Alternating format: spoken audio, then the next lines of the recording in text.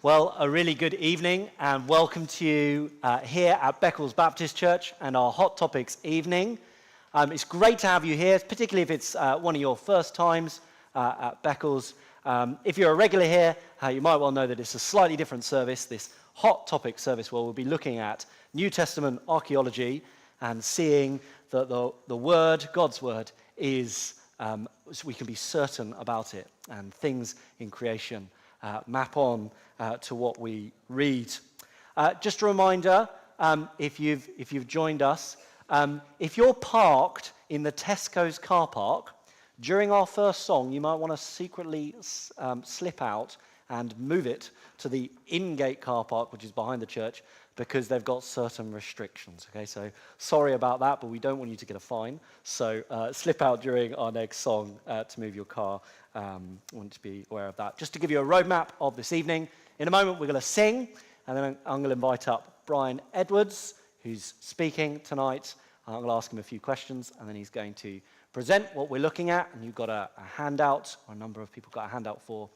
Then we're going to have a short refreshment break and a chance to put down our questions electronically, and then we'll have a question time after our break. But I'll lead us through as well. Luke chapter 1 says these words: "Many have undertaken to draw up an account of the things we have that have been fulfilled among us, just as they were handed down to us by those who from the first were eyewitnesses and servants of the word. With this in mind, since I myself have carefully investigated everything from the beginning, I too decided to write an orderly account to you, most excellent Theophilus, so that you may know the certainty of the things you have been taught." We're going to have a chance tonight to see something more of the certainty of the scriptures, and its certainty that we can have faith in. Not a blind faith, but a faith in God's promises, in how God has made the world, in how we are children of the promise if we're trusting in him. And we're going to start by singing of that faith. By faith that we see the hand of God. By faith we come to trust him. So as the music starts, do stand and let's sing together. Praise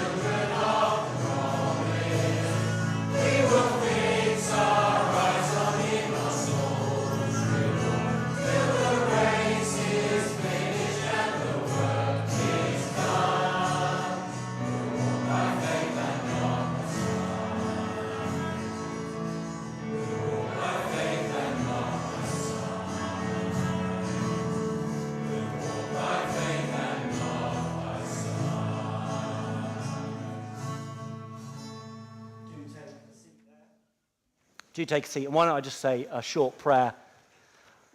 Father, thank you so much for your word, and we pray that tonight you would grow our faith in you.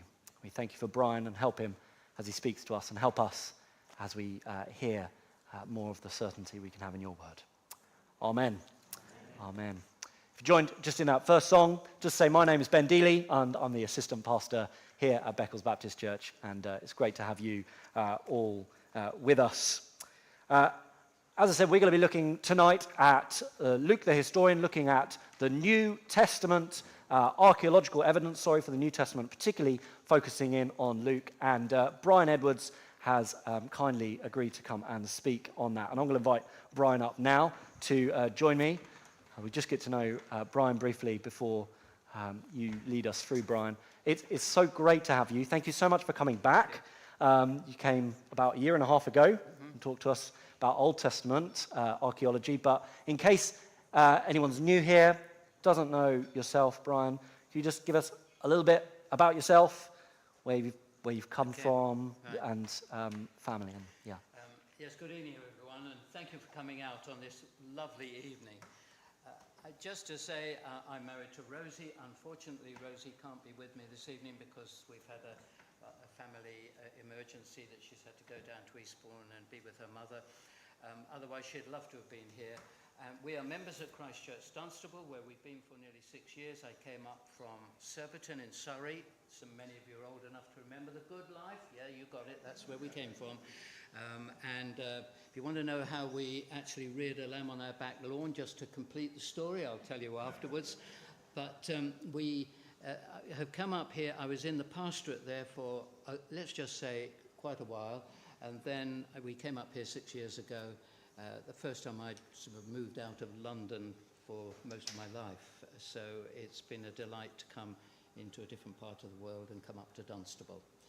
That's me. I've written a few books, and a number of them are involved in the very subject we're going to be looking at this evening. Well, thank you so much for coming. I'm just going to grab your mic pack, if you can grab that for me, so I just check that that's on. Am I not coming across? There we go. I'll check that. But I know Brian from... Bro, thank you. I know Brian from Dunstable, where I was, and it was a joy. You were even part of my home group for a bit, Brian, and it was a blessing to have you. Thank you so much for bearing with me. Now, then they moved us out because I don't know whether they didn't trust us in your home group. Well, I don't think they trusted me. Anyway, now archaeology. Final question before you lead us through. Where did your interest in archaeology come from? Yeah, it's too long a question to answer simply. But I early came to realize that there is a great value in understanding that the Bible, Old and New Testaments, is historically accurate. If we can trust it where we can check it, then we are allowed to trust it where we can't check it. And there are areas, of course, that you can't check its truthfulness because it's beyond our knowledge. But wherever we can check the Old Testament or the New Testament and check it with known historical events, we find that it is accurate, it is true, and you're going to see that this evening, particularly through Luke. And therefore, we are talking about a reliable book. And that's really my concern this evening. Brilliant. Well, thank you again so much for coming. Just before I hand over to Brian, you should have handouts. I'm aware that we did run out, so if you haven't got one, if you just stick your hand up, and Matt and Maddie are just coming down and they'll give you a handout. You'll find on your handout, it's just the vague walkthrough of where Brian's going to take us, so just use it for notes. And on the back page, there's a chance to jot down any questions. We will be taking questions electronically through a Slido electronic form, but we're going to give you the details after the presentation. We're just aware that technology has a brilliant way of being distracting. So we're going to start with the old school paper questions. Why not jot down any questions that come to you, and then we'll give you the Slido form after the presentation. But thank you so much again, Brian, for coming. Thank you, Ben. And I'll hand over to you. So I can just hand over to AI afterwards, can't I? And that'll answer all the questions. Yes, that's fine. I haven't had time to look at what you're looking at on the paper there, so I think Ben presented that. If there are any mistakes, you know who to blame, don't you? All right. Well, as you've already learned, we're going this evening to focus particularly on Luke. And it might surprise you to know that actually Luke wrote over 0.25% or a quarter of our New Testament. The Gospel of Luke, the Acts of the Apostles are his. And if he is shown to be a reliable historian, then in his Gospel and the Acts, then we can trust his record of the life of Christ and the life of the early church. Keep that in mind, because that's all we're seeking to do, to prove the historical accuracy of Luke's Gospel and the Acts of the Apostles. But before we come to Luke, I've actually got two people I want to introduce you to. This guy, Sir Charles William Ramsay. William Ramsay is one of the greatest New Testament scholars, and although he's no longer with us, he is recognized today as a very great archaeologist and New Testament scholar. Charles Ramsay came from a very interesting background, which I'll tell you about in just a moment, but just look at his qualifications. Here is a man who was no fool. He could be wrong, as everyone can be wrong, but he was no fool. And when it comes to archaeology, he was right at the top of the pack on that. He was no mean scholar, and he still is considered, even this long time after his death, a foremost authority on the Asia, the history of the New Testament.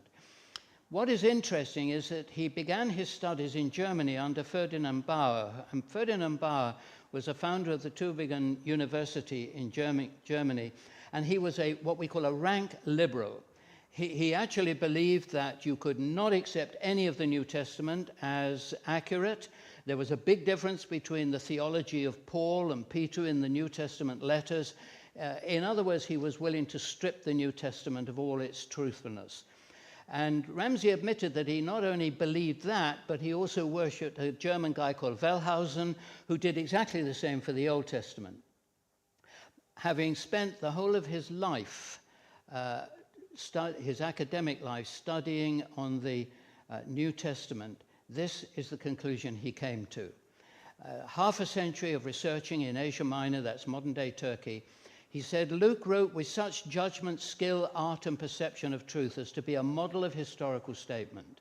I set out to look for the truth on the borderland of Greece and Asia, and I found it in the book of Acts.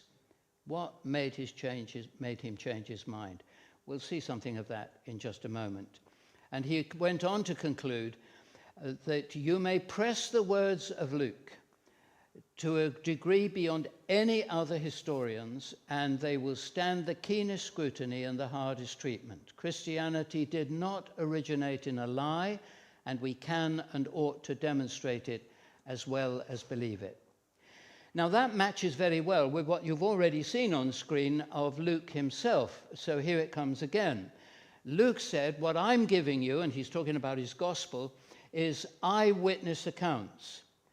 I have carefully investigated, so you may know the certainty of the things I'm writing about.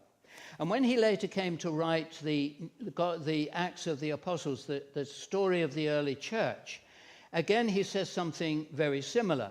He says there are many convincing proofs. In other words, he claims to be an accurate historian.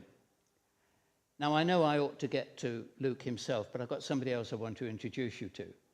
And I want you to follow this carefully because I think it's something you can use in the future. Simon Greenleaf. Who's he?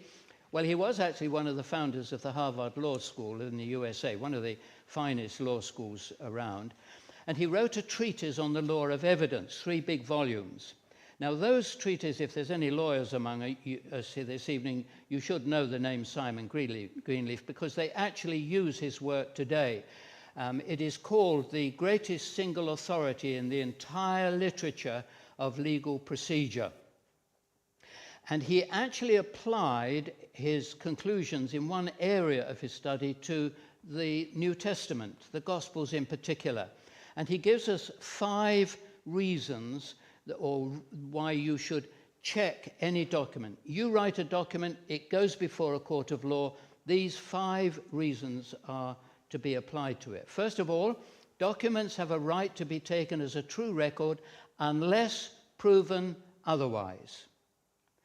Secondly, the author has a right to be considered trustworthy unless proven otherwise. In other words, your word is taken as truth unless, of course, you're found to be an inveterate liar, and then people begin to question.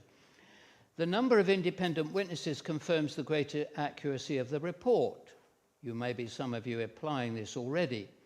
The agreement of their evidence enhances the truth of the record.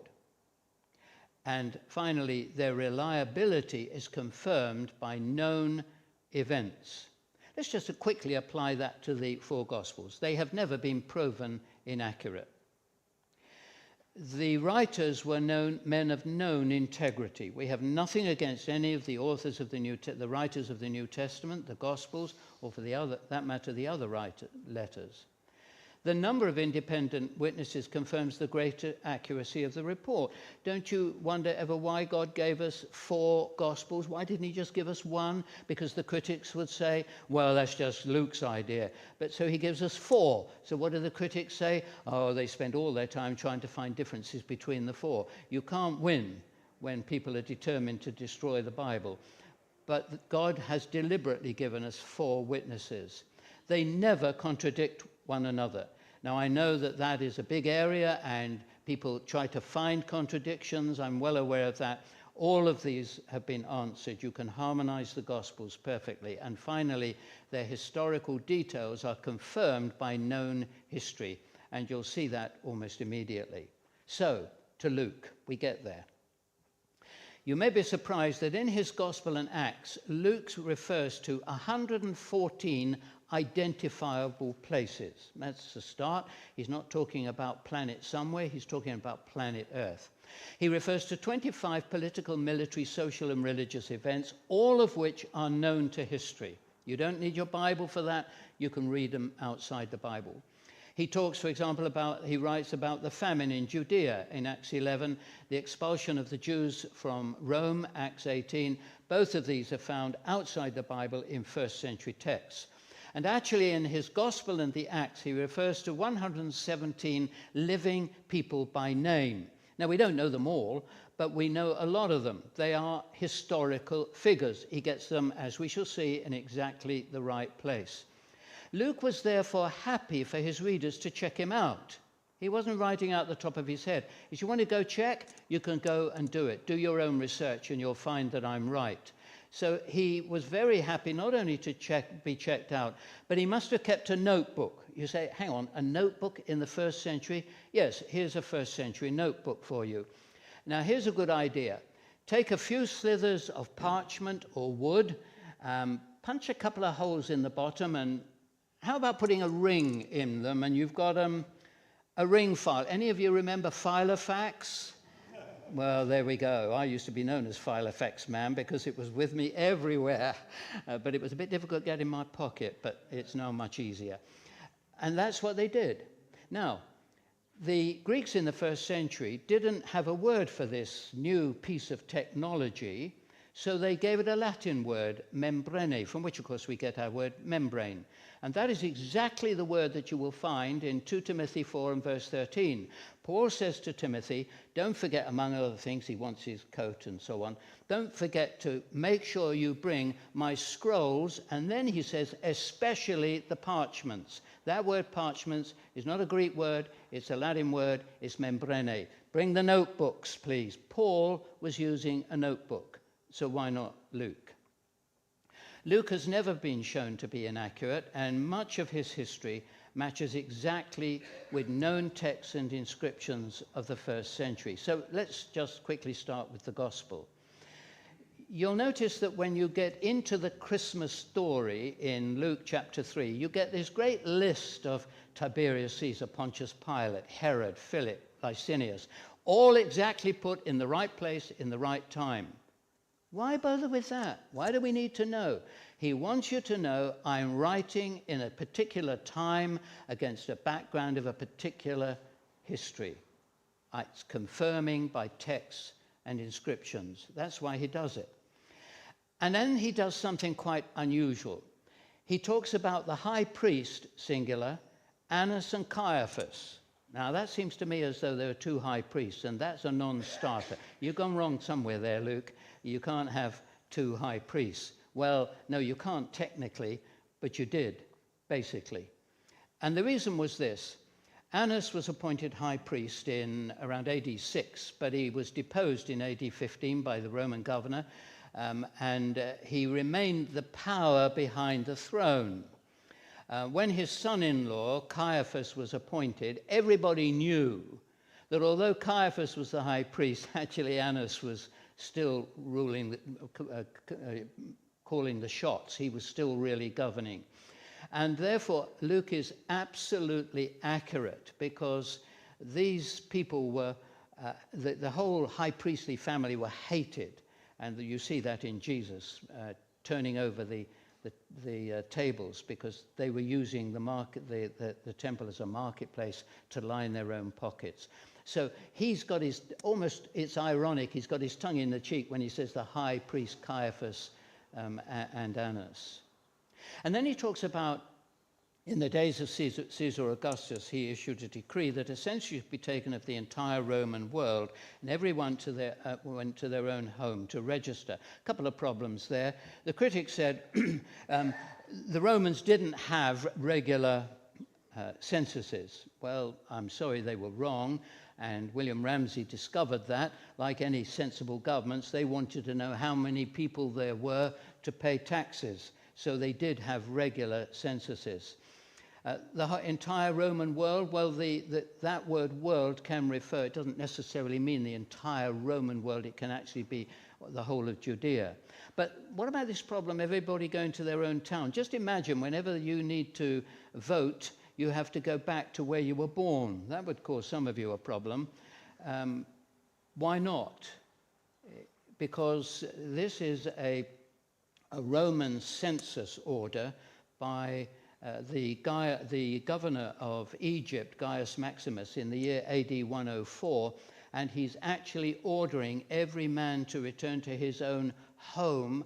The word is actually like hearth, his home, where he was born, for a census. Nothing unusual, big upheaval, but we know that that actually happened. And then we have that the first census that took place was while Quirinius was governor of Caesar. Problem here that the critics were quick to jump onto, because actually Quirinius was involved in two censuses. They're both mentioned in the Bible, one in Luke 2 and one in Acts 5. And Josephus, the Jewish historian, remember that name, Josephus, Jewish historian, contemporary with Jesus, because I'll come back to his name again later. But he actually claims that Sentius Saturninus was actually the one responsible for the census at this time. So Luke got it wrong. It wasn't Quirinius, it was Saturnius. Now actually, William Ramsay discovered that that's not quite true. It is true that Sentius Saturninus was actually responsible for it, but Quirinius was the military governor of Syria in the whole of that period. And it was a kind of shared position. They had a name for it. And the military governor was above the administrative governor, and Sentius was the administrative governor. So although he carried it out, it was actually in the time of Quirinius. No problem there at all. The critics at that point had to slip back into their box. I think I've just put there on front of you the outline of that, so I can move on. What about Pontius Pilate? Now, here's an interesting thing. You've all heard of Pontius Pilate, I'm sure, the governor who was in charge that put Jesus on trial and eventually on the cross. We know a lot about him through texts, but archaeologically, you're looking at the only evidence of Pontius Pilate. One is a little coin with his name on the reverse of it, and that was circulating at his time. The other is a very interesting bit of reclaimed stoneware. It was originally the foundation stone dedicating a temple in Caesarea. Caesarea, about 74 miles up the road from Jerusalem and the headquarters of the Roman army in Judea. And this was dedicated to Tiberius Caesar by Pontius Pilate. It was a temple.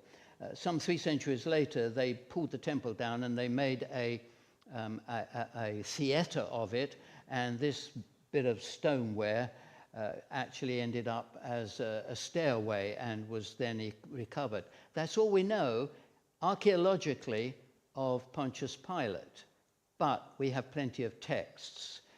Philo and Josephus, the Greek and Jewish historians, they refer to Pilate. We know what kind of person he was. That's another story. I don't need to go into that. Here's a question for you all, just to see if already you haven't all gone to sleep. How many Herods, how many different men by the name of Herod are there in the New Testament? Anyone want to offer? Sorry? 3? Any advance on 3? 5? Any advance on 5? You're getting closer? 6. There are 7. And 5 of them are actually mentioned by Luke. So we'll just look at those 5. It is very confusing. You read the New Testament, Acts, Gospels and Acts, and you can't, which is the Herod that was here? Well, here they are.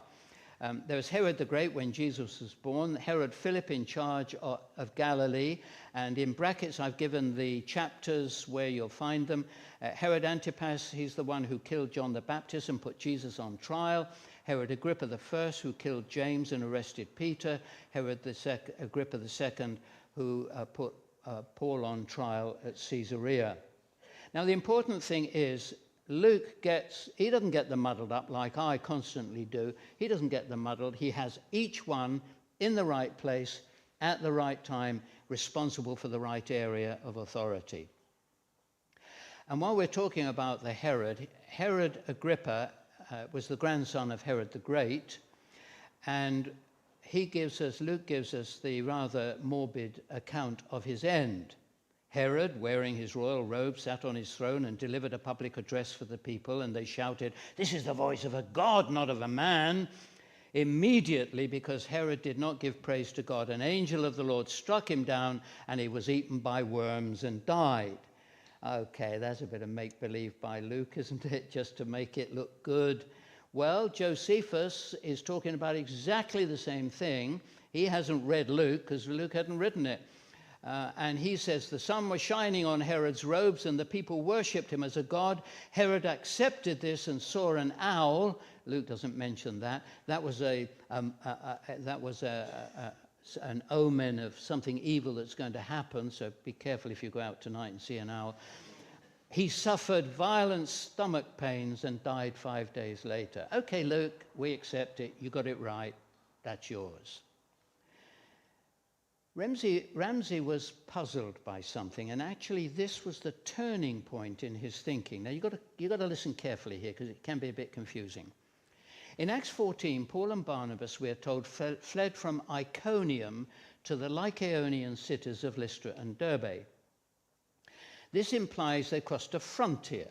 They crossed a frontier from these 2 cities, from Iconium into 2 cities that were now in a different place. A little bit like saying you cross from Suffolk into Norfolk or wherever. So the problem was, this is a historical error by Luke, because as it happens, those 2 cities, Lystra and Derbe, Iconium and Lystra and Derbe, were all in exactly the same area,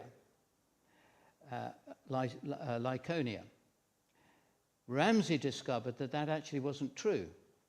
Until 372 AD, they were not only in different areas, they actually had different languages. And it's very interesting. Luke is so precise that if you read the account carefully, he says, and the people spoke in the Lycaonian language. In other words, he's got it. He knows the difference. Again, Luke was exactly right. The importance of that is that started to make William Ramsay think. If Luke is so accurate there, maybe he's accurate elsewhere. And that actually changed his whole thinking. He now thought, I may be dealing with a historian who's absolutely accurate, very precise. Little things you pick up. The Ethiopian eunuch that Philip met in the desert, he was an emissary from Queen Candace from Ethiopia, which is now in modern Sudan. And he is again so accurate because that wasn't actually her personal name. The queens of that area were known as Candace. So he even knew that much about the history of the times he's living in. Let's move on to somebody you're all familiar with, Saul of Tarsus, who was converted and became Paul the Apostle. You know how he began standing by and watching Stephen stoned to death, for which he found himself writing to Timothy, I am the worst of sinners. And I often think when he wrote that, he put his quill down and he bowed his head and said, Lord, please forgive me. Yet again, he is asking forgiveness for what he did. But now let's follow him a little bit. We find him on Cyprus with Barnabas. And on Cyprus, Paul and Barnabas end up in Paphos. And he says, Luke says that Sergius Paulus, the proconsul at Paphos, was, quote, an intelligent man. Well, of course he was, because he listened to the gospel and seems to have responded to it. But an inscription discovered in 1877 near Paphos confirms that Sergius Paulus was the proconsul exactly at the time Paul would have been there. How accurate can you be? There are two stories that I want to tell you, and they lie behind two accounts in the Acts of the Apostles. When Paul arrived in Lystra, a lame man was wonderfully healed. And you may wonder, why did the locals suddenly, in the Lycaonian language, you'll notice, say, the gods have come down to us in human form? They called Barnabas Zeus, because he's the one who seemed to be in charge, and Paul they called Hermes because he was the chief speaker. Now these are the name of two Roman gods. They have different names in Greek. Jupiter is Zeus, Mercury is Hermes, so don't get confused about that. But there was a very real story behind this. The story the Lycaonians knew was that many years before, it was a legend, these two gods had come down on earth to see how hospitable the earth people were in that area, and they weren't at all. And only two people, Philemon and Baucis, gave them hospitality, and for that they were rewarded, and the rest of the population were punished and destroyed. So Paul comes along, and by the goodness of God, he heals a man, and a miracle is done. What do the people think? The gods have come back again. We better give them hospitality. So they begin worshipping them as gods. That's what lies behind it. You remember Paul comes out and says, forget it, guys. We're just human like you are. There's the God who has done this. And then come with me to Athens. You remember what happened in Athens? There's a story behind that one as well. And Luke would have known this. Paul would have known it. He would have known what was happening to the people, because these were common stories that were going around. Paul walked around the city, and when he used a gospel ministry, he started on the basis, I go around the city, and there's lots of altars to an unknown God. In fact, there were so many altars to gods in Athens that somebody once said, it's easier to find a man in Athens than it is to find a god. And it was, of course, the city with the Parthenon, where Athena was worshipped, and that was where she lived, up there on the high hill. That's what Acropolis means, a city on a hill. And the story was this. Legend told them that many centuries early there was a terrible famine in Athens. People prayed to all the gods they could imagine. Nothing happened. And then reluctantly somebody said, there is a prophet in Crete. Crete? They're rubbish, the Cretans are. We're not sending. You've got no choice, because if you don't, nothing's going to happen. So they send for Epimenides, who incidentally Paul quotes in the New Testament as one of their poets. Epimenides came, told them to do some certain sacrifices. Plague stopped. But he wouldn't tell them the name of the god he had used. He simply said, my reward will be, I don't want any money, I just want there to be peace between Athens and Knossos. I want there to be peace between Greece and Crete. So the people said, okay, well, we don't know who that God is, we can't give him a name, So we'll call him like Agnostotheo, the unknown God. And so they built altars, and there were lots of altars. This wasn't the only one over that area, over the area to the unknown God. Paul would have known that story. And he would have known it resonated when he said, okay, I'm going to tell you about that unknown God. And that's how he got into the gospel. Again, Luke is picking up on something that would have been commonly known in that area at that time. Luke is very careful to give city leaders their correct title. Now, it doesn't matter where you go in England, there is a town council. It's a bit boring. You can go anywhere you like and there's a town council or a borough council. Not so in the first century. In Asia Minor, each area had a different name. Luke gets it precisely right. So in Philippi, they are called the strategoi, and he gets it right. That's their name. They're not just a town council, they're the strategoi. In Ephesus, they're called the Asiarchon. He gets it right. That's their name. In Malta, they're the protos. He's the man in charge, the first man in charge, the protos. And in Thessaloniki, Luke refers to the politarchus, and that's exactly what they were called, the politarchs. And in fact, it's very interesting that in 1876, a plaque was discovered. It was in an arch that had been pulled down. And the very first word in Thessalonica was the word politarchunton, a bit of a mouthful, the politarchs of Thessalonica. You see how precisely accurate this man Luke is, that of course at some point people used to say, oh, of course the Gospels weren't written until about 120 years after the event.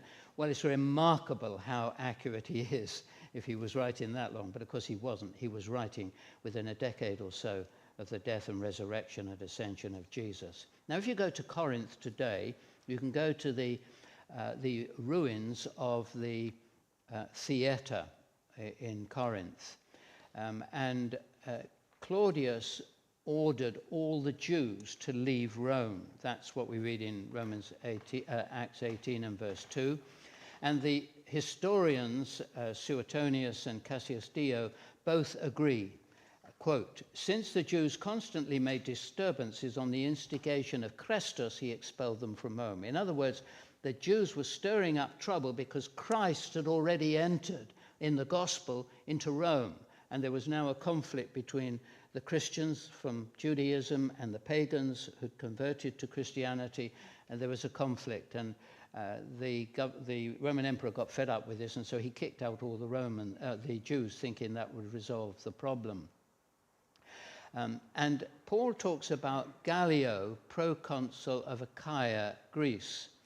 He was appointed by Claudius in July AD 51, and that's exactly the year that Paul would have been in Corinth.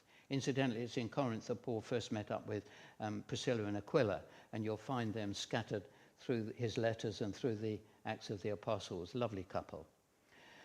If you go to that theatre, you will discover, let me stop quickly on this one.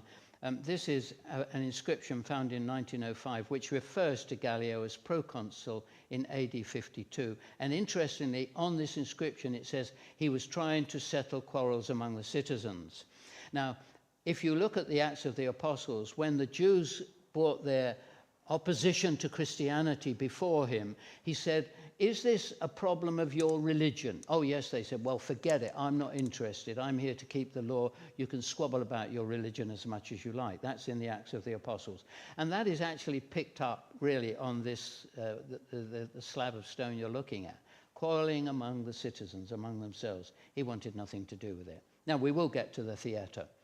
In front of the ruins of the theatre, there is a marble pavement, and on one of them is a text that says, this inscription was given by Erastus, the city treasurer, who laid the pavement at his own expense. Interestingly, when Paul's writing from Corinth to the church at Rome, he speaks of Erastus sending greetings as the director of public works. Now, the two words are not the same, the city treasurer on the marble slab and the director of public works that Paul writes about, but it's at that high level, and it's very, very likely, we can't say 100% certain, very, very likely the same man. You wouldn't have two men with the same name in the two top jobs that were similar, particularly when I tell you that the name Erastus was very unusual. Only one man in 1100 in that area had the name Erastus. So we have an inscription from the brother who was a city leader from the Apostle Paul. Come to Ephesus.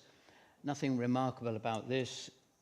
Ephesus, of course, was a city in which the temple of Artemis, or Diana to the Romans, was built. Beautiful temple, very large, 100 beautiful white marble columns, 30 of them carved. There's the baseline of one of them in the British Museum, and lots of bits and pieces in a part of the museum you never get to now. But people came from all over the world to worship Diana. And that phrase, great is Diana of the Ephesians, you don't just find in Acts, you find it in other texts as well. And Demetrius was causing a bit of a stir because, of course, he was a silversmith and he was losing. People would buy all these little things, it was a holiday place, and they would go back with their little, this is a lovely little statue of Diana, and she's really modern. She's got a short skirt, she's got nice little boots, she's got a bun on the back of her head, which is incidentally copying the empress at that time, the wife of Livia, the wife of Augustus. She had a little plaid around the back and a nodus, a knot at the back, and lots of little pictures of girls all over the empire at that time following Livia's pattern. And this was a really popular city, and there were a riot occasioned because of Paul's visit and because of the gospel. But I always like to put this in. And where's Diana's temple today? If you go to Ephesus, you can see this, one column in a muddy pool. And where is Paul's gospel? All over the world. On to Jerusalem. The whole city was roused and the people came running from all directions. Why? Well, because Paul had met up with a guy called Trophimus, and the Jews incorrectly thought that Paul had taken Trophimus into a forbidden area where no Gentiles were allowed to go. That Paul would never have done that, and he didn't do it. But the rumor went around, so a riot started, and he had to be rescued by the Romans from the mob. Interestingly, in 1871 in Jerusalem, a limestone slab was discovered, and in Greek, so that Gentiles could read it, not Latin, but in Greek, you had this, and it was painted actually in red. No foreigner may pass the barrier and enclosure surrounding the temple. Anyone who is caught doing so will be himself to blame for his resulting death. In other words, that was a warning. Beyond this point, no Gentile is allowed. I think that is what Paul is referring to in Ephesians 2:14. Jesus has destroyed the barrier, the dividing wall of hostility. And that was what caused the riot. So Paul has been arrested by the Romans for his own safekeeping. Now Luke comes in with a number of very interesting little bits of historical accuracy. First of all, he talks about the tribune in command of the cohort. A cohort was around 600 men. So he was very important. He had about quite a handful or more of centurions under his command. A centurion was anything between looking after 80 or 100 men, not always 100. And he names him, note that, Claudius Lysias. Now, the Romans were very, very careful in keeping records. Everything was recorded. Pilate would have sent weekly records up to Rome about what was going on in Jewry. All the governors had to do the same. So by naming him, he's saying, you doubt it? Check it out. You can go and check the records and you'll find Claudius Lysias was the tribune, number one. And then interestingly, at that point, he refers to Claudius Lysias says, are you the guy who led the Egyptian who led the rebellion just recently? Josephus, the Jewish historian, comments on the fact that in AD 54, and this is about AD 59 we're talking now, An Egyptian called Ben Stada led, Josephus says, 30,000 men out into the desert. The governor took out the Roman troops, killed 400, captured 200, ended the rebellion. Now, the only difference there is that Luke has 4,000 terrorists, and he's almost certainly more accurate than Josephus, because 30,000 would exceed the number of Roman troops that were on station in Judea at that time, and that's just an impossibly large figure. So it's the same event, and Luke gets the accurate detail. And then there's the assassination plot. You remember? A nephew of Paul picks up the fact that there's an assassination plot. The Sicarii, they are called. Now, we know about the Sicarii. They were the dagger men. Simon the Zealot was a Sicarii, by the way, this disciple of Jesus. It's lovely, that is, because Jesus brought Simon the Zealot and Matthew the tax collector. Simon would have stuck his little dagger into Matthew any time he got him on his own, because one was a traitor to the Jews, the other was working for and the other was opposed to that.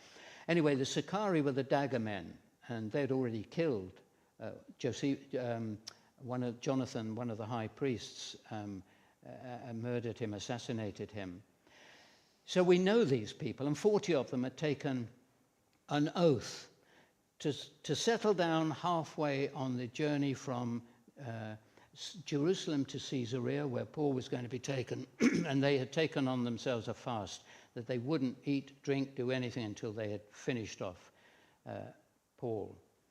And then Luke describes the journey and who went on the journey. And he's very accurate. He said there will be an escort of 200 heavy infantry. That's a lot of men when he only thinks there's 40 bandits. 70 cavalry and 200 lightly armed spearmen. Now that is exactly the trifold division of the Roman army. So Luke knows what he's talking about. And they went on their journey. They stopped overnight. They knew exactly where the ambush position was. And if you think that 74 miles was a long journey, let me just remind you that the Roman infantry could march 23 miles in 5 hours with a pack of 70 pounds. That would actually give a good run to our Royal Marines. I doubt whether many Royal Marines could handle a journey like that, but that's what they could do. Anyway, we're not really talking about them. Let's move on. And so Paul eventually is sent to Rome. And again, Luke is so accurate. How does he go to Rome? Well, he goes to Rome under the guard of a man called Julius. Got his name? If you want to check up, you can find out who took this prisoner, Paul the Apostle, to Rome. It was a guy called Julius. And he belongs to the imperial cohort. Now, they were an imperial sort of courier army. They would be shuffling important documents and important prisoners backwards and forwards through the empire. A cohort of officer couriers for communications between the emperor and the army. And so how does he go? Now I want you to focus on this, because don't worry, we're coming to a close soon. He went by boat, a merchant ship. They would have commandeered it, and Paul would have gone on board with a group of soldiers under Julius's command. And here is something fascinating you may never have come across. On that journey to Rome, every detail of Luke's account fits perfectly with the account of a witness. You doubt it? Well, here's a book you probably haven't read, The Voyage and Shipwreck of St. Paul, 1848. Written by James Smith, 370 pages, although, to be fair, most of it is about ancient shipping, and only a certain section of about 100 and something pages on the journey to Rome.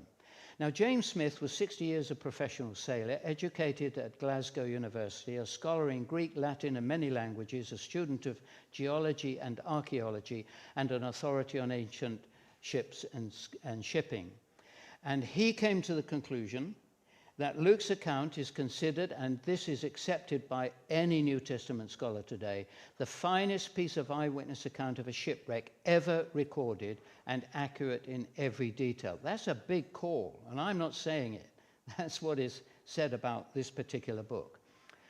I'm not going to take you through the details, but I am going to read this kind of conclusion, so listen to it carefully. No sailor, and Luke wasn't a sailor, no sailor would have written in a style so little like that of a sailor. However, no man not a sailor could have written the narrative of the sea voyage so consistent in all its parts unless from actual observation. This peculiarity of style is to me in itself a demonstration that the narrative of the voyage is an account of real events written by an eyewitness. A similar remark may be made on the geographical details. They must have been taken from an actual observation, for the geographical knowledge of the age was not such as to enable a writer to so minutely be accurate in any other way. Now, Luke's account and Smith's detailed analysis are greatly significant. If this is the character of Luke as a historian, and Smith analyzed the direction of wind, the flow of the tide, the depth of the ship, everything of that is given by Luke in his account, and he fitted it perfectly with the time and the area. If this is the character of him as a historian, then his gospel and the rest of Acts must be held in equal respect. Do you remember William Ramsay, who said, "You may press the words of Luke in a degree beyond that of any other historians, and they stand the keenest scrutiny and the hardest treatment." Christianity did not originate in a lie, and we can and ought to demonstrate this as well as believe it. I'm not going to linger on this as I close, but I want to remind you that Luke ends in a very interesting anticlimax. This magnificent story of the early church and this great apostle Paul, what on earth happens to him? And the answer is, we don't actually know. Tertullian, a later writer, says he was executed, as many of them were at that time, but we don't really know. Why does he stop there? There are many theories. I can give you some if you want, but I'm not going to. Sufficient to say, if you were making up the story of the great hero, Paul, you wouldn't ever end it on that kind of climax. The art of a good film, the art of a good story, is it has to have a good introduction and a good ending. It may be a bad ending, but it's got to have an ending. We don't even know what happened to him. That's part of the authenticity of his story. The evidence for crucifixion. Now, isn't it interesting that crucifixion by written texts is well known? It was an awful thing. The Assyrians began it by putting a stake through a man's stomach or his groin and leaving him to die. The Persians then perfected it to make a man die over the longest period of time in the greatest agony. Alexander crucified 2,000 after the siege of Tyre, and so on. You've got the evidence up there in front of you. And we know from texts, but archaeologically, what's the archaeological evidence from the ground of crucifixion? That is all we have. It is the heel bone of a young man in his 20s with 11.5 centimeter Roman nail driven through it, and it buckled at the end as it hit a knot in the wood. In that bone box that it was found in was the bones also of a little child. That's all we know. Why do I bother to show it to you? Because it's important to remember that the texts are as important as what we dig out of the ground. Because remember what we learned from the founder of Harvard Law School? Something that is written, unless it is proved to be false, has to be accepted as true. That is your New Testament. Oh, but before we close, talking about the crucifixion, I must show you this. Here's a piece of graffiti. I'll make it a little bit clearer for you. It's mocking Christians, 2nd century Rome. And this is what it looks like. And somebody has written underneath, Alexamenos worships his God. It's written in misspelt Greek. And can you see what's on the cross? A donkey-headed man. That's because Jesus rode into town on a donkey, and the Christians were called asinari, donkey people, stupid, and they're mocking him. What I love about this is, underneath, somebody has written, and I love to think it was Alexamenos himself. He says, in Latin, Alexamenos is faithful. Do you know Luke spends one whole chapter reporting the resurrection of Jesus as a literal event of real history? You've got to believe him, because look what lies behind it, his careful accuracy. This, from the man whose accounts have been proved accurate wherever they've been tested. And for 2,000 years, Christians have been prepared to die for their certainty that Jesus is alive. The evidence demands a response. Can I ask you, have you responded to the evidence of the resurrection? Because if he really rose from the dead, it's the most amazing fact of history. It demands a response. Some of you will have been to the Garden Tomb in Jerusalem, lovely little place. I hope they haven't told you this is where Jesus was buried, because he wasn't. This is from a different period of time, but it's exactly like the kind of tomb he would have been buried in. If you go inside that tomb, turn around and come out, at least it was true when I was there, there is a notice on the door that says, "He is not here, for he is risen." The resurrection of Jesus Christ demonstrates who he is and what he came to do. Or as the Apostle Paul put it when he was writing to the church at Corinth, Christ died for our sins according to the Scriptures. He was buried and was raised on the third day according to the Scriptures. Thank you so much for listening. But before I hand back to Ben, I'm just going to mention one or two of the books here for you. Some of you who were here when I last spoke about the Old Testament have one or both of these. They are on special offer. Each of these big coffee table books, they do really what we've been doing, but in a much broader sense, covering the whole sweep of the Bible. Background to the Bible is as valuable as the evidence for the Bible, because it does do what it says on the tin. It actually gives you background for many of the biblical accounts, the life of the first century, what's going on. So if you're in any way teaching or just interested, it's a must-read for you. Now, these are £25 books because they are full of pictures. And what I like about them, for the main part of the book, you never have to turn, I like books like this, you never have to turn a page to finish an article. One page, one article. Next page may be linked, but it's a different article. And there are pictures on every page. That's a real scoring point with me anyway. Large format, 200 color pictures. It's a £25 book, but you get it at a fraction under half price this evening. The other book, it was one of the first books I ever wrote, Nothing But the Truth, and it's gone through many, many editions since then. This is the big and the final one. This is the biggie, and it really, again, I hope does what it says on the tin, all you need to know about the Bible. What's its main theme? Does it claim to be God's word? What about all these contradictions, these so-called contradictions in the Bible? How reliable is it? When was it first translated? How can we choose a translation? And actually, how best can you enjoy the Bible? If you've got a question about the background to the Bible, we've got the answer there for you. And again, it's a book at half price. I've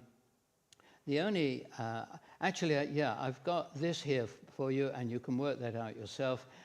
If you bought Nothing But the Truth and one of the other two, evidence or background, you get the two for £20. Mark there is going to be looking after the book table. He doesn't know this last bit. I've only just realized I put it in. But he'll sell you anything for anything, so don't worry. Look, the other thing I want to remind you, this year is very important. This is the 500th anniversary of the first printed texts of the New Testament in English coming into this country. They were smuggled in because on pain of death you read anything in English from the Bible. And that's true. In 1517, 6 men and a woman were burnt at the stake in Coventry for teaching their children the Lord's Prayer, the Apostles' Creed, and the Ten Commandments in English. And this bucked the law. It was smuggled in. And so this is the story of William Tyndale, who translated it. It's a story, I've written it there, of sacrifice, exile, secret agents, betrayal, and martyrdom. Behind it was the determined conviction of a great scholar to provide the Bible in English for everyone to read. Special offer this evening, it's a half-price book, but you even get a bonus with this, and you'll get one of these little fellas, the one called Is It True? What's the Bible All About? You get that thrown in for free. That is me done, Ben.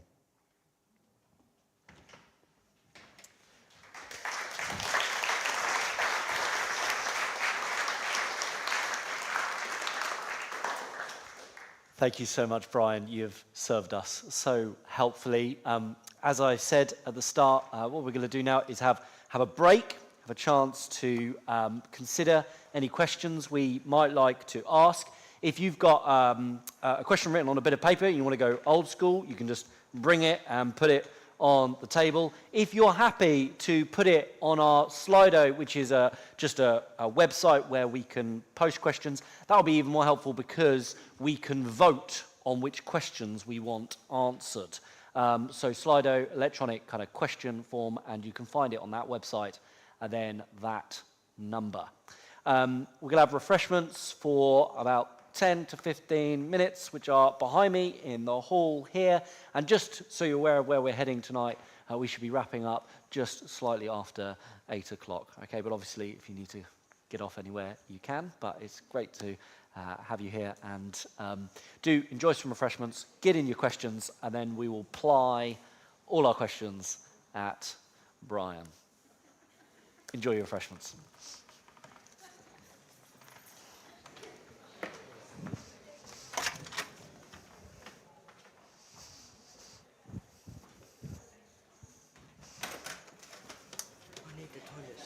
Oh, well done.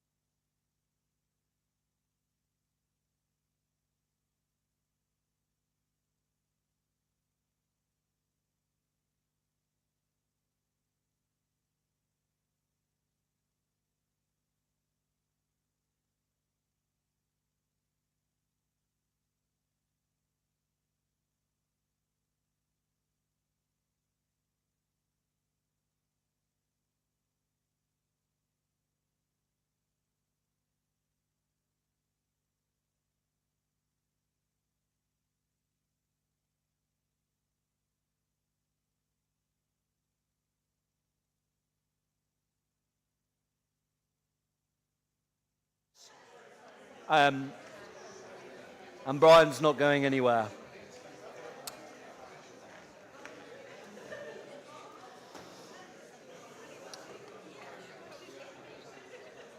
You'll see that the clever boffins at the back have chucked up Slido. They're the top questions. Yeah, they're the top questions. I've got a few paper questions that I've got on my.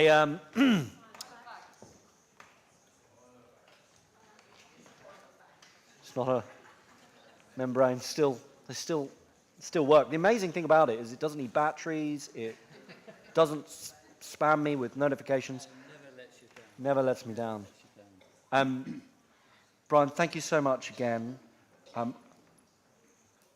We just check if Brian's mic's working. I don't know. Yeah, there we go. That's okay, great. I'll do it by apologising that I spoke too long and therefore have cut down your question time. Well, that wasn't designed that way, but I do apologise. And just say where we're going. I said 8. I shouldn't have said 8. We will finish up question time about 8:10, and then we will sing. And if you need to go, yeah. I will not be offended if you get up and walk out. There you go. Even if you do mean to offend me, I won't be offended. And you're not running anywhere afterwards, so if there's a question that's not answered and you really want to get into, that will be not a problem at all. I'll just start with the top question on Slido before we do some of the paper questions as well. You were talking a little bit about the Romans, so the census at the beginning of Luke's Gospel.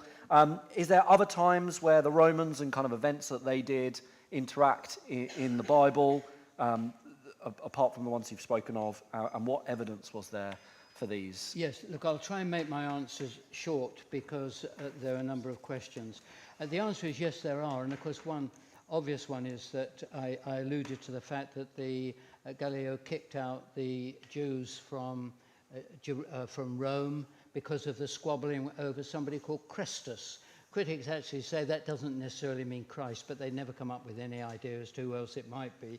And so it's obviously Christ. So if you read through your New Testament, you will see the Romans come in. Pilate, of course, is a classic example of that because he was the governor. I could spiel quite a long time on Pilate because we obviously don't pay much attention to him, but just keep this in your mind. He would have known everything that was going on with this preacher, Jesus. He had spies everywhere. He had to. His job was to keep peace. And he would have known. They didn't just bring Jesus in front of Pilate and, who's this guy? Never heard of him. He would have had reports. Who's this guy that's getting crowds of people out on the mountain? You're checking up on them because they might be planning a rebellion. Keep that in mind. And it helps you to think differently about the Pilate who was handling the trial of Jesus. I could talk much more on that, but yes, the Romans are always there behind the scene. His job was to keep the peace, and he didn't do a very good job. He was actually recalled, and he would have been in big trouble, but fortunately for him, Tiberius died before he got back to Rome, and therefore the case was dropped. But he made a mess of his treatment of the Jews. So we've got more evidence there. Not a question that's easy to quantify, but you could have a go at this.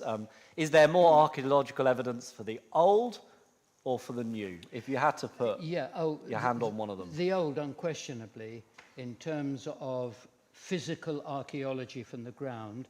There's a lot of archaeology. And remember, ancient texts are archaeology. It's not just what you dig out of the dirt. And archaeology, as you know, is the story of rubbish, is everybody's leftovers. And yes, much more for the Old Testament, because the New Testament period is 100 years and less. The Old Testament is 2 or 3 millennia. Yeah.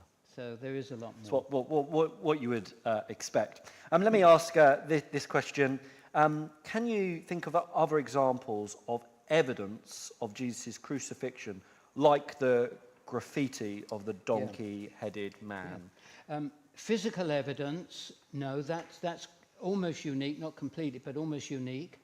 But the other evidence we do have in manuscript form is that there are many of the cynics, the skeptical people in the first century who wrote about Jesus. Some of them debunking Jesus, who claimed that he was a magic man who learned his magic in Egypt and so on. But the one thing they never ever doubt is his crucifixion under Pontius Pilate. The Quran, interestingly, of course, says he was not crucified. They believe in Jesus, but he was taken and was not crucified. Now that defies everything we know. The one, even when critics were denying the resurrection of Jesus, they never criticized the fact that he was crucified. That was a given. Everybody believed that. So yes, texts, many of them from the critics of that time, and even the false writers, what we call pseudepigraphy, the false writers, they wrote about the crucifixion. Nobody really doubted the crucifixion, but of course the resurrection is another matter, because easy get rid of a man, but what happens if he rises again from the dead? You've got to make up your mind. Thank you. Moving a little bit away from Luke's specific gospel, which we've been because obviously there's so much to talk about, to some of the other gospels. Would you say the other gospels have as much evidence as Luke, kind of archaeologically? Good question. I think Luke stands out as specifically interested in telling us the historical background, so that he's the one who lists everybody where they all were. He's the one who gives us 5 of the 7 Herods, and he's the one who wants us to know this is historically true. Check me out if you want. I've got a Filofax to prove it. The others are very accurate.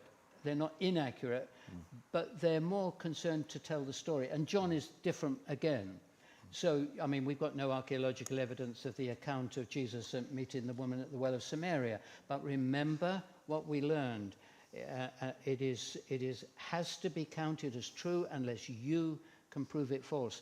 And that's why I gave you those 5 points. Because it's very, I mean, check them out and keep them. Because when people are attacking you, you go onto the front foot.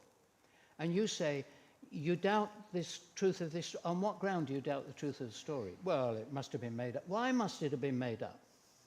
In law, if you write something down, it is accepted as yours unless the opposition, the prosecution, come up and say, no, it wasn't. The neighbour wrote that letter. That's how it works. I don't have to prove it's mine. You've got to prove it isn't mine. And we often feel ourselves on the back foot where we ought to be on the front foot. We're not ashamed of the history of the Bible at all.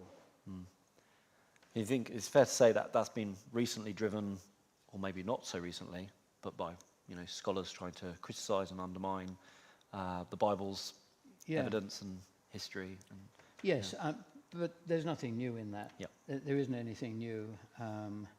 That's been happening since they were written. And don't be ever put off by the accounts that, I mean, when the Judas Gospel, that's a false gospel. And when that came out some years ago in the National Geographical magazine, they had discovered some old manuscripts of the Gospel according to Jude, or the Judas Gospel. And they said, this is going to shake our faith.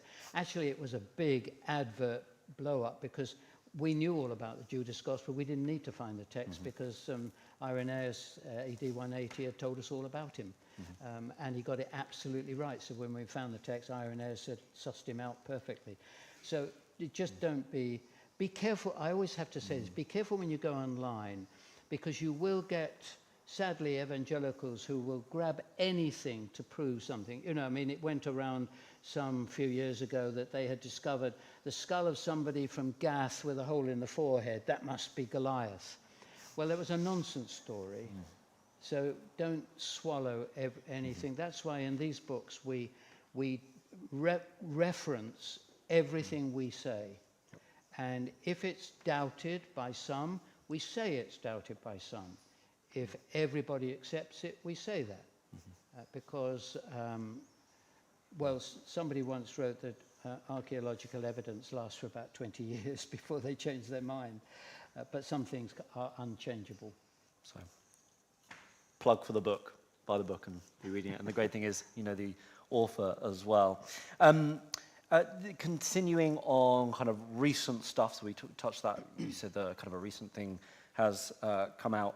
Brian once mentioned that his kind of bedtime reading is kind of recent archaeological kind of historical stuff that will put you to sleep. So one of the questions is, as you keep up to date, can you think of, or can you give a recent example, say in the last 5 years, of an archaeological discovery that proves something in the Bible, maybe a background thing, or maybe a direct evidence? Yeah.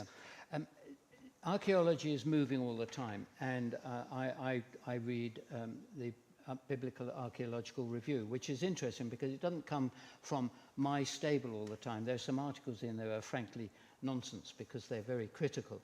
But also, if they talk about something new, you can be sure it's important.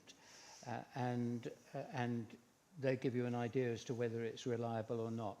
They are doing, and have been doing, a lot of archaeological exploration in Jerusalem, and they are uncovering a lot of material in Jerusalem related to the city of David in David's time. It's difficult to really say what that is proving because none of us doubted that, and nobody doubts there's a David, although interesting, they used to. Critics used to say, we've no archaeological evidence of David, and therefore he never existed. Now we have, and there are 2 specific pieces of archaeological evidence, and all sane archaeologists accept it. There's one a bit off the wall who says, oh, it's not really David. It talks about the dynasty or the house of David. Well, there must be a David if you've got a dynasty or a house of David. And he says, well, that's just another name for the Israelite God. Well, that's nonsense because that's off the wall. So there is that kind of thing. There's new stuff coming all the time, and I think you just have to keep alert to it. But I have to repeat, be careful, because things come up online that there were videos went round a few years ago on, they discovered chariot wheels under the Red Sea with coral encrusted on them, and these were the chariots of the Egyptians. And I've seen the video, but well, you can't forensically prove it because the Egyptians won't let you bring any coral up from the Red Sea, understandable. And I just say we don't need that sort of information. There's so much that is incontrovertibly true that you don't need to play around with made up stuff. Not really answering your question directly because there are too many smaller things. I mean, we have found, I say we, and I am not an archaeologist, I'm not trained in archaeology, but archaeologists have discovered at least 2 seals of Jeremiah's secretary, and no one actually, Berechiah, or Baruch for short. We even have a thumbprint on one of them. Now, I'm not saying to you we actually have the thumbprint of Jeremiah's secretary. He's mentioned about 40 times in Jeremiah.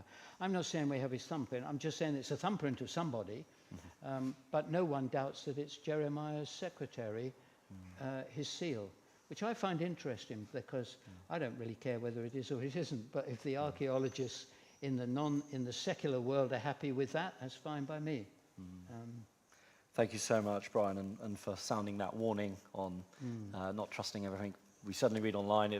Publishing is, going to be much more. The usual question is, have we found Noah's Ark? Okay. And my answer is, and I know all the people who've sent things and written, shown you photographs and been there and done this and done that. I don't think we have, and I don't care anyway. Okay. Because there's, again, I repeat, so much is definite. So why bother with myth, maybe, perhaps? We don't need to. Can we, we'll just move away from archaeology for just a couple of questions. We're a couple of minutes to go. But just shifting from kind of as you say, the texts is evidence itself, but also to how we've got the texts today, like William Tyndale's translation. So a couple of questions just based on this, and perhaps you could fill us in a little bit about that, just how we've got the text. So when were some of the earliest New Testament letters and Gospels from? When was the kind of earliest, perhaps Luke? and how did that copying process happen? How do we have them today? This is a massive question, and all the answers are in nothing but the truth. There you go.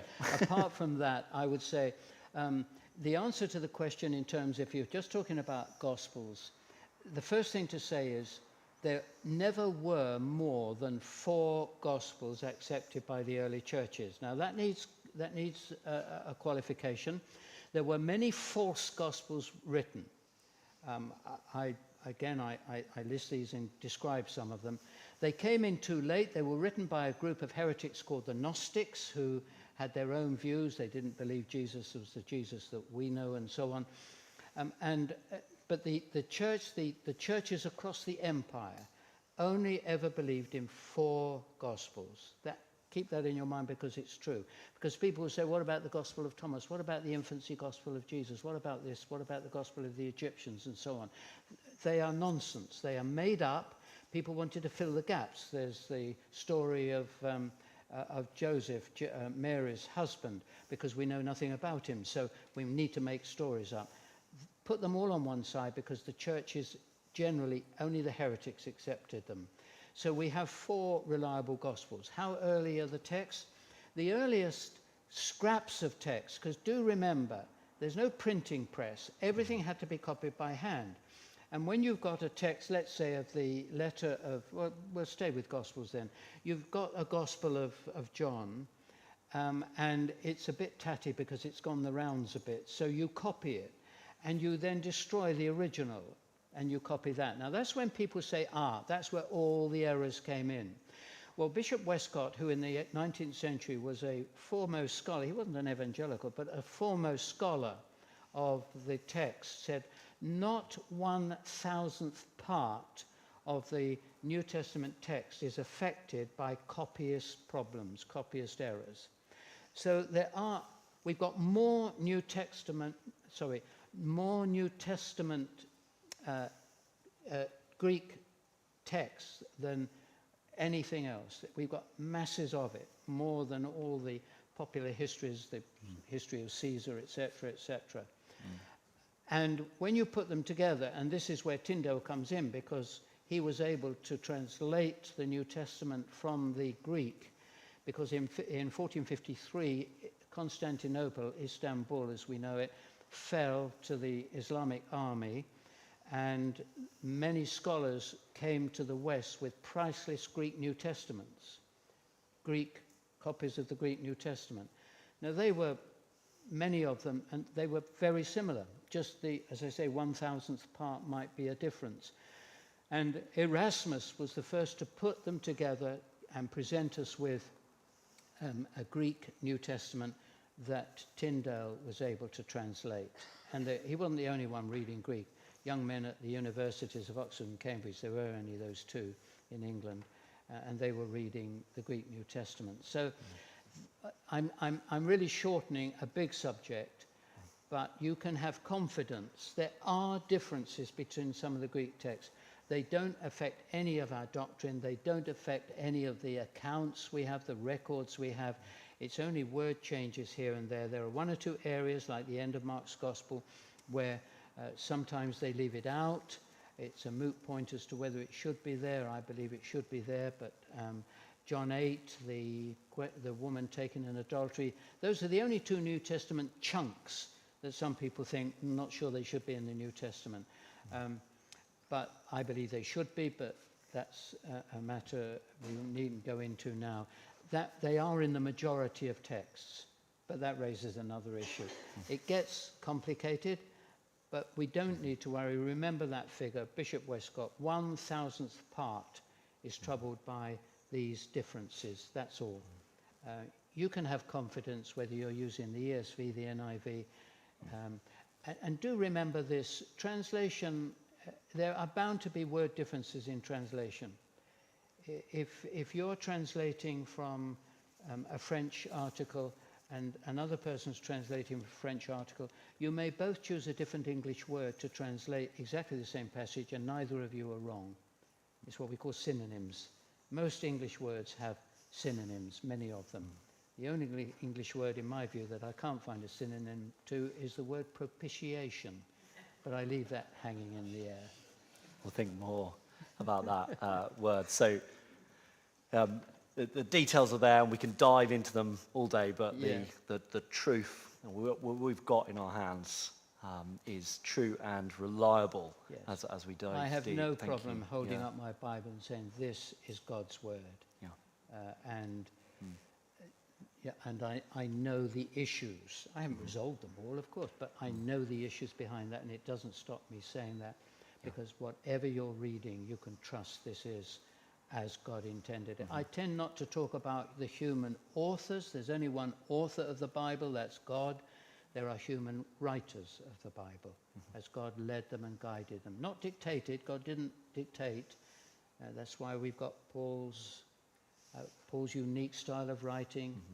I mean, any of you, well, you were all told in English, don't write long sentences. Well, Paul does. He does huge long sentences. You look at Ephesians 3, where he says, for this reason, and then he's got 13 verses in parentheses, and then in verse 14 he says, for this reason, that's where I was. You remember, I've gone aside, which is what I'm doing now, so I'll hand over to you.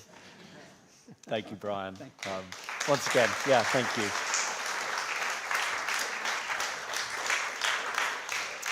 We're going to close by singing together How Firm a Foundation, a song that picks up on not only God's word, but the truth of who he is and how he is a firm foundation that we can trust in. Let's stand and sing this together as we close.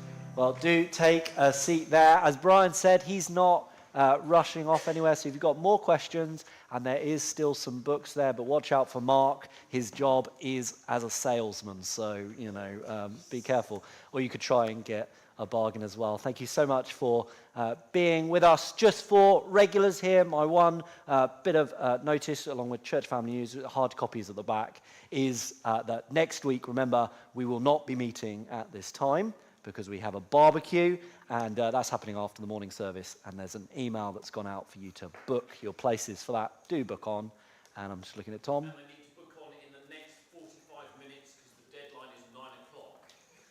£5 for adults, £3 for children, free if you're under 3. Yeah. Book, come, we'll have fun. £30 cost. Don't buy a book if you need to buy your barbecue. Thank you so much for being with us. It's good to see you. And just on the barbecue, if you can't book online, go and talk to Emily and she'll book you on. Thank you, Emily. Thank you for being with us, and see you around soon.